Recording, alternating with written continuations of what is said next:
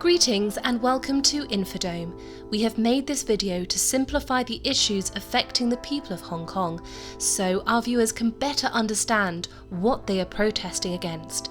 It is important to remember that Hong Kong is significantly different from other Chinese cities. To understand this, you need to look at its history.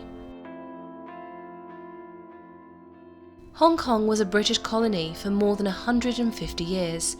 Part of it, Hong Kong Island, was ceded to the UK after a war in 1842. Later, China also leased the rest of Hong Kong, the new territories, to the British for 99 years. It became a busy trading port, and its economy took off in the 1950s as it became a manufacturing hub. The territory was also popular with migrants fleeing instability, poverty, or persecution in mainland China. Then, in the early 1980s, as the deadline for the 99-year lease approached, Britain and China began talks on the future of Hong Kong, with the communist government in China arguing that all of Hong Kong should be returned to Chinese rule. The two sides reached a deal in 1984 that would see Hong Kong return to China in 1997, under the principle of one country, two systems.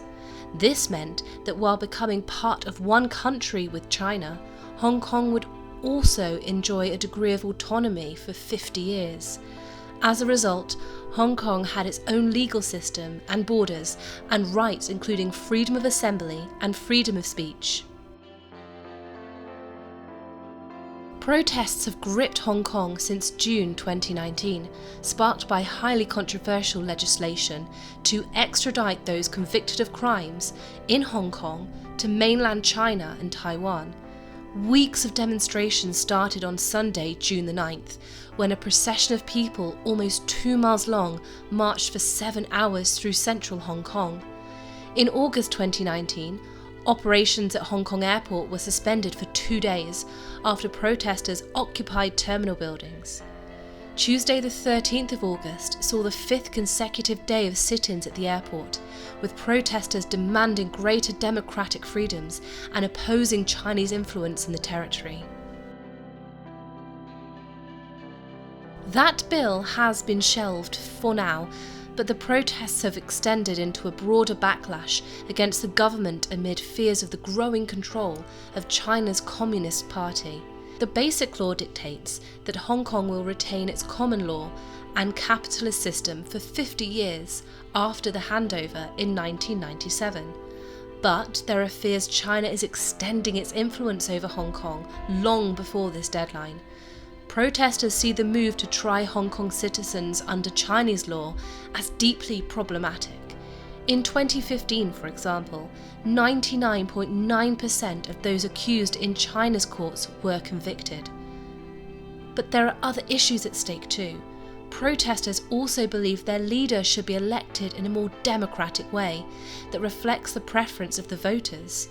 The chief executive, Carrie Lam, is currently elected by a 1,200-member election committee, a mostly pro-Beijing body, chosen by just 6% of the eligible voters. A huge cross-section of society, including lawyers, journalists, activists and business figures, have joined in widespread protest across the region. Activists say they won't stop until their main demands are met. This includes the resignation of Hong Kong's leader, Carrie Lam, an amnesty for those arrested, and a permanent withdrawal of the bill.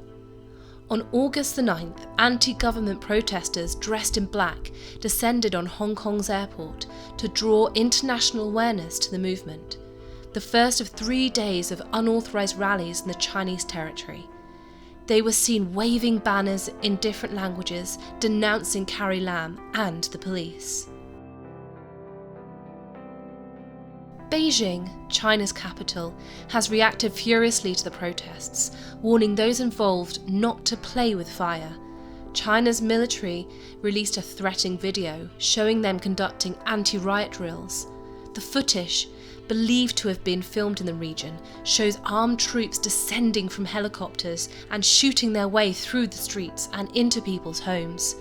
In a press briefing on August the 6th, a spokesman for the Hong Kong and Macau Affairs Office of the State Council issued China's firmest rebuke yet. It said the month-long radical protests had negatively impacted Hong Kong's prosperity and stability, pushing it into a dangerous abyss. There doesn't seem to be a light at the end of the tunnel at the moment. Young people in Hong Kong are being priced out of the city and are forced to move to the relatively cheaper cities in mainland communist China. The common theme is they don't see a bright future in Hong Kong.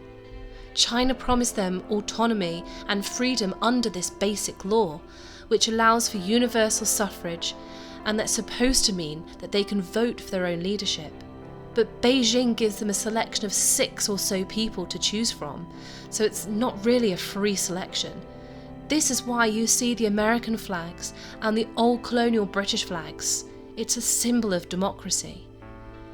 By 2047, unless the Communist Party no longer exists in China and a more Hong Kong style of government takes hold in Beijing, then Hong Kong will be subjected to the same rules as mainlanders within a generation. Thank you for watching this video.